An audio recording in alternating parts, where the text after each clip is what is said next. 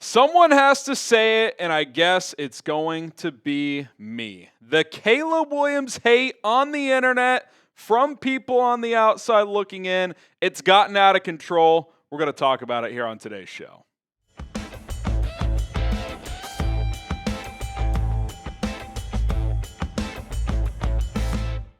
This is Chicago Bears Now. My name is Harrison Graham, and you guys have probably noticed this, and hell, some people watching might even be on that side of things, but I think Caleb Williams has become the most targeted quarterback in the NFL. He's definitely in the discussion for that designation, and a lot of it recently has come from this man, Mr. Colin Cowherd. This was a thumbnail they put on the Herd YouTube channel recently. Panic time!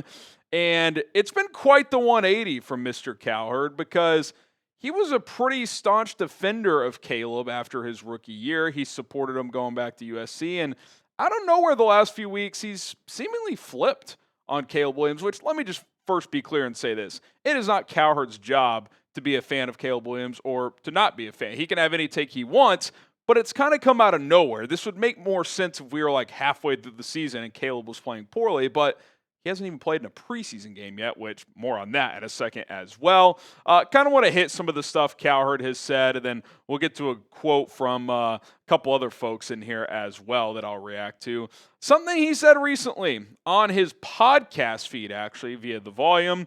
He even threw out the idea of the possibility of trading Caleb Williams in the near future. He said this in a conversation with John Middlecoff. He said, if Caleb struggles over the next 2 years, you can move him and get a good pick. I agree with that. You could do that. Caleb is the type of guy that Chicago could move off. Ben's not taking the heat, and you could get something from Caleb. Now, I think he's right in the sense of if it didn't work out, you could still get a good pick for him, talent, number one pick, all that. I get all that, but why are we even talking about the possibility of trading him already? We're 1 year in. The Bears invested in him heavily this offseason with Ben Johnson, with the rest of the staff, rebuilding the offensive line, weapons offensively. You're already projecting the possibility of a trade. He has a bad year this year, we can have a conversation. But he didn't even have a terrible rookie year. He was decent and in bad circumstances, and now all of a sudden, like, it doesn't work. You could just trade him. It's like, why is that even being discussed already? Like, that is quite a leap to make, as we are not even into the month of September for his second NFL season. Be sure to subscribe to us here on Bears Now, because we're going to give you reasonable Bears analysis, some bold opinions at times. We'll react to the news out there. And let me be clear, we're not towing the Bears company line here. When criticism is warranted, we'll give it. I've done it throughout training camp after bad days, but I'll tell you one thing I haven't done. I haven't talked about trading Caleb Williams. All right, so that's number one. Also recently, since he did not play in the preseason opener, Colin has made this like a huge thing on his TV show via FS1 the last couple of days, and I want to read a snippet of what he said yesterday. He said, quote, "Was Ben Johnson sort of protecting Caleb from the court of public opinion? It was a standalone big TV game." Colin, it's the preseason. "Let Miami and Tua get the speculation and heat. It's not like he couldn't use the snaps. When tech companies delay the release, it's usually because you're still in the beta stage." Dude, did you listen to what Ben Johnson said about why he didn't play Caleb or basically any other starter? You may not agree with the decision, but it's not about hiding the quarterback. They didn't do it because they wanted to go full force in the joint practice, get some more reps on Saturday as well, and before the game on Sunday, they did a 75 play throwing session for the starters who did not play, and the players who didn't play in the game on Sunday got a lot of reps on Monday, more reps than they would have gotten if they played in the game. You can disagree with him playing or not. This is not some master plan to protect Caleb. Ben Johnson, if you've listened to him, players, other coaches on the team, he's not coddling anybody. He has been very stern when asked about certain things. When asked about Caleb in the offense, yeah, it's been inconsistent. We're not where we want to be. If he was coddling him this whole time, I would say, okay, maybe you have something there. that has not been the case. He's not coddling anybody. They made a decision as a team to keep the starters out to get more reps before and after the game. You can disagree with it, but it's not one of Cowherd's analogies. Oh, they're protecting the new tech item that's not ready for wide release. And look, maybe he's not going to be fully ready for week 1, but that's not why they held him out of this game.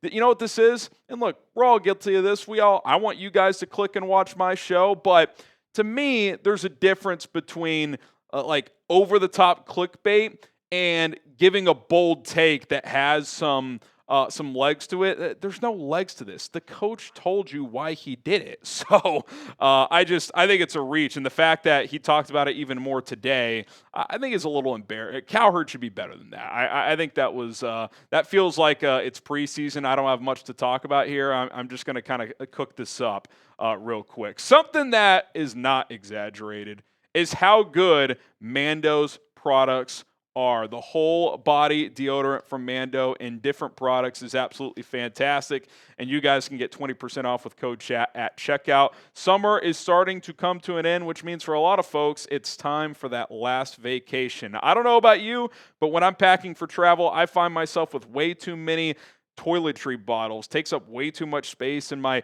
DOP kit and my suitcase. That's why I started packing smarter with Mando. The Mando 4-in-1 acidified cleansing bar includes shampoo, body wash, face wash, and deodorant all in one bar. It also includes a shaving lather, so really it's a 5-in-1. It's perfect for traveling as it hardly takes up any space. The Mando whole body deodorant stops odor before it starts, and it's safe from head to toe, not just for your armpits. Whether it's deodorant stick or spray, Mando has you covered with odor blocking and fighting off sweat. The Mando Starter Pack is perfect for new customers. It comes with the solid stick deodorant, cream tube deodorant, 2 free products of your choice like the mini body wash and deodorant wipes, plus free shipping. And as a special offer for our Bears Now audience, new customers get 20% off site-wide with our exclusive code CHAT, C-H-A-T, at shopmando.com. That gets you 20% off plus free shipping, shopmando.com. Code chat to get 20% off. Check it out right now. Tell them we sent you. Bears Now by Chat Sports. Link and promo code in the comments and description of this video. Okay, I was glad to see today, because Cowherd brought up this theory to Nick Wright, and Nick pushed back a little bit on him. He said, I'll tell you this much. Everyone loves Drake May, even though you can't find the stat, the number, or the game where Drake May was better than Caleb Williams last year. May threw 5 passes in week 1 of the preseason. One of them was backwards over his head to the other team, and nobody cares. Kind of outlining the point that when Caleb doesn't even play, everyone on the planet talks about it. When Drake May, who was picked right after him, 2 spots later, who also still has a lot to prove, obviously, plays bad, it doesn't even make segment 4 of Cowherd's show. And someone had to push back on that take other than me. I'm doing my best here. So I'm glad someone on Cowherd's network was willing to kind of man up and push him and challenge him just a little bit. He also had one more recently, and it really started because he's revisited this. Caleb's first few practices at camp and the offense as a whole, it was choppy. It wasn't very good. And that's mostly to be expected. New offense, typically the defense is able to hit stride earlier than the offense in training camp anyway. But 2 days into camp, he said this: Caleb Williams was sold as a generational talent. We were all hoping it would be this generation. 2 practices into a training camp under a new offense, that's what he had to say. Just already writing him off. And it seemed that's about when this shift happened. He heard the reporting out of Bears camp that the first couple of days were pretty sloppy, and ever since then, that's kind of what he's run with.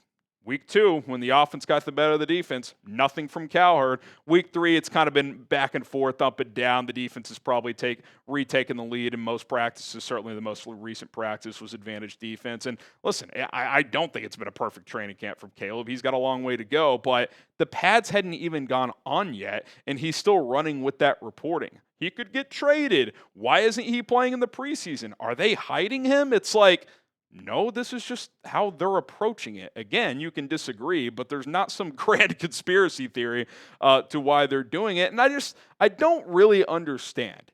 I don't know where this has come from because, again, I'm not saying Cowherd has to be a Caleb guy. but he's been a Caleb guy forever. And then at some point in the last month, not only has he cooled on that, he's almost gone the other way. And someone asked me, well, what about J.J. McCarthy? He goes after him. Yeah, but he's had that take from the beginning.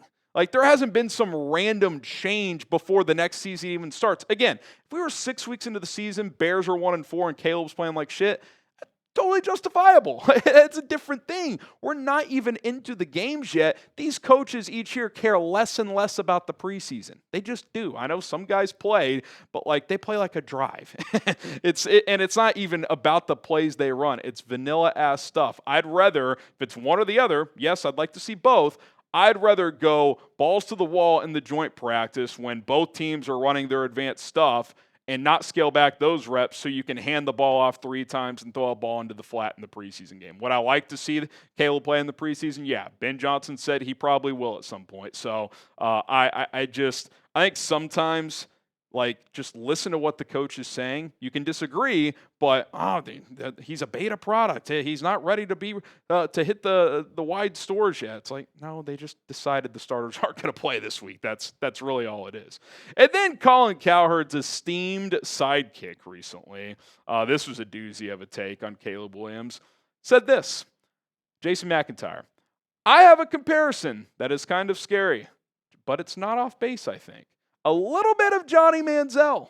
If Caleb is so on edge in the pocket and the confidence is shot and his default is to tuck it and run, see if I can make a play, that's what happened to Manziel, and he flamed out very quickly. I don't even know what to start here. Obviously, Caleb has to get better in the pocket. He is more comfortable, as a playmaker. No one would dispute that. Johnny Manziel didn't flame out because he tried to play backyard football in the NFL. He flamed out because he was on drugs and didn't care about football anymore. His words, not mine. Go watch the documentary. Remember the scene, for those who have seen it, when he was asked how much film you watched on the iPad? You know what he said? 0. He did not give a shit. So to compare Caleb to that doesn't mean Caleb's going to work out. But to compare him to Johnny Manziel because he tucked it and ran too much, and that's why he flamed out, he flamed out because he didn't care about playing anymore. And on top of that, Caleb's got better physical attributes. So if you do want to make the on-field comparison, stronger arm, bigger, can absorb more contact, very similar athlete in terms of mobility, I could not believe that take. Like, yeah, there's some stylistic things that they both do, but like Johnny Manziel, if he dedicated himself to the game, he probably wouldn't have been as good of a pro as he was in college. He probably would have stuck around, though, at least as a backup. He would have been in the NFL for a while. He didn't care. He quit on playing. He wanted to party. It's that simple. Like, there's nothing more to it than that. So, look, here's the bottom line. Caleb has a ton of talent. We all know that. He also has a lot to improve on. There's no guarantee this works out. But I think anyone punting 1 year in, everyone finds any reason to dig at this guy, whether it's his fingernails, whether it's anything else, whether it's he sucked last year. It doesn't matter. I think he's easily the most attacked quarterback in the NFL at this point in time online, and it seems like there's a portion of the internet that's already declared him a bust. His rookie year was not that bad. It just wasn't. Were there things on film that have to get better? Does he hold the ball too long? Does he at times bail out of the pocket when he shouldn't? Yeah, absolutely. Those are all things he was going to have to work out coming out of college. He also inherited one of the worst coaching situations we have ever seen. Literally have ever seen. It was embarrassing how bad it was. Don't believe me? Veterans like Mercedes Lewis and Keenan Allen had to sit down the offensive coordinator 3 weeks into the season and beg him to coach them harder, talking about Shane Waldron, and then he was fired 6 weeks later. And Eberflus, we all know he was in over his head as a head coach. So the way we talk about this guy, not me, but people on the internet, the haters, you would think that he was the worst quarterback we've ever seen as a rookie. Like, he was much better than a guy like, I don't know, Jared Goff, who's become a really, really good NFL quarterback. He was much better than, going back in the day, a Peyton Manning, who was horrible as a rookie. Doesn't mean he's going to be better than those guys. He might be way worse, but the overreaction to like some training camp reports. He didn't play in the preseason opener. A lot of guys don't play in the preseason. You don't have to like it. That's just how it is. So I think the hate's gotta chillax a little bit. We're halfway through the season. He looks like shit. We can have a different conversation. But right now, we're not even to week 1 yet. Let's pump the brakes a little bit. Do you, Bears fans, still believe in Caleb Williams? Type B for believe or D for don't. I still do. Doesn't mean I'm going to be right. I'm not saying, puffing out my chest, saying this is going to for sure work, but I believe in the talent. I believe in Ben Johnson. They brought him here for a reason. Ben took this job. His words, a big component of it was to coach Caleb Williams. So I think we got to give this some time. And I thought this was a fair, reasonable take from an anonymous NFL defensive coordinator via The Athletic on Mike Sando's quarterback tier list breakdown. He said he's very talented. Ben is more under center. Caleb's more of a shotgun quarterback. That dynamic's going to be interesting. I would not be shocked if the kid plays well. Ben is good. He can adjust. I'm sure they will find a happy medium somewhere. And there were a few other quotes of really good talent, also some things on tape that were glaring last year. I think all of that is fair. All of that is fair, but a number 1 pick with this much talent, with the investment the Bears have made around him, I think at minimum he can be a serviceable starting quarterback, especially after a rookie year that, to be frank, was not very bad at all. It just was not that bad, especially considering the circumstances. If Caleb fails, it's on him. The Bears have done a good job of putting pieces around him for year 2 and moving forward. But let's just take a breath, slow down, and let this play out a little bit. I have no problem if they're 1-4. If Colin Cowherd wants to kind of hedge a little bit and maybe say that this isn't going to work. But we're barely into August. There's a long way to go here. All right, that's going to do it for Chicago Bears now. If you want to support me in this program, hit that subscribe button. You can turn on notifications as well. We'll see you guys next time. Bear down.